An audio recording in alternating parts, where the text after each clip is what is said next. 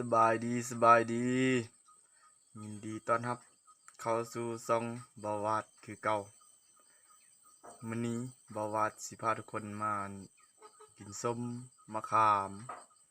มน้อยแล้วก็มะขอมะตองก็มีทุกคน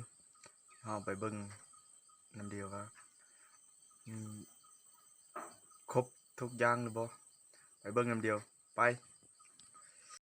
นี่มะขามก็มีมะขอมาเด้อกินน้ำบาวาดเด้อทุกคนมาเด้อทุกคนกินส้มทุกคนส้มมะขอนแซ่บๆเลยทุกคน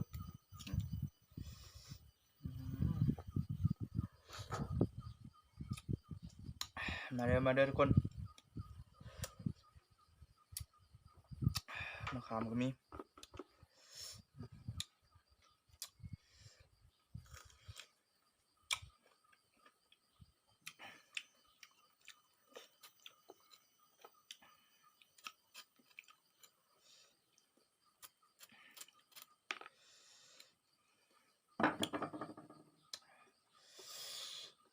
มาเด้อแซ่บๆทุกคน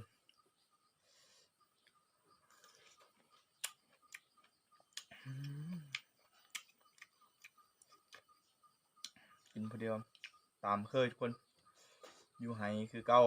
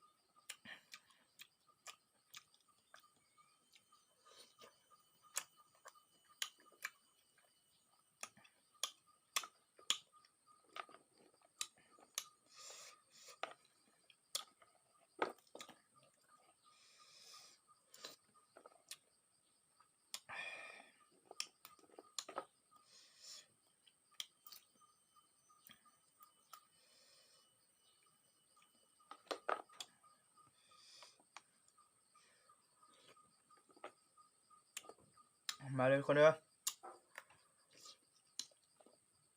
ชมเดินทิ้งเนาะมานาเดียวชม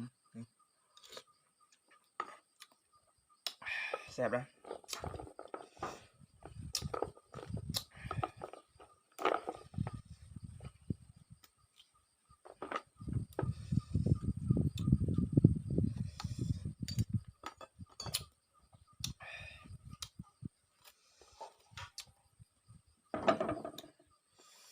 ปกติก็จะกินแบบนี้คุมือทุกคน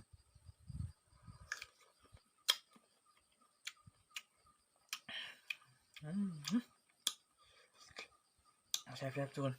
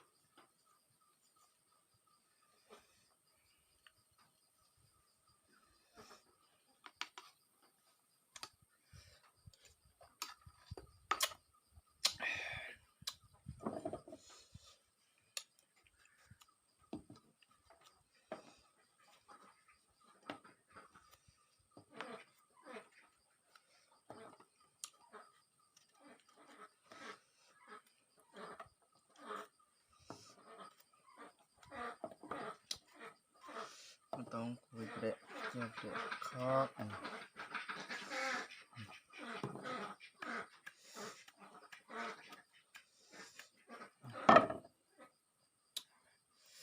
ทุกคน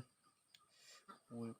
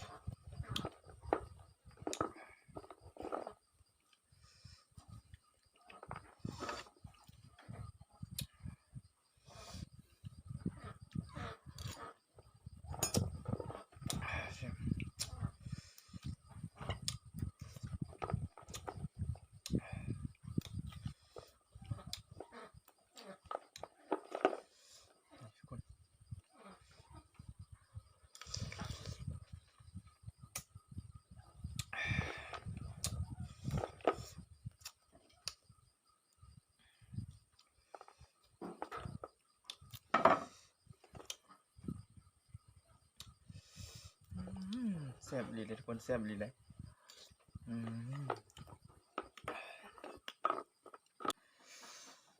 ส้มมันก็ได้กินอิ่มเลยทุกคนแต่ว่าบ่หมดยังหลายกินผู้เดียววิแซ่บไปเลยคลิปนี้ก็ได้จบลงเพียงเท่านี้คลิปหน้าพบกันใหม่ทุกคน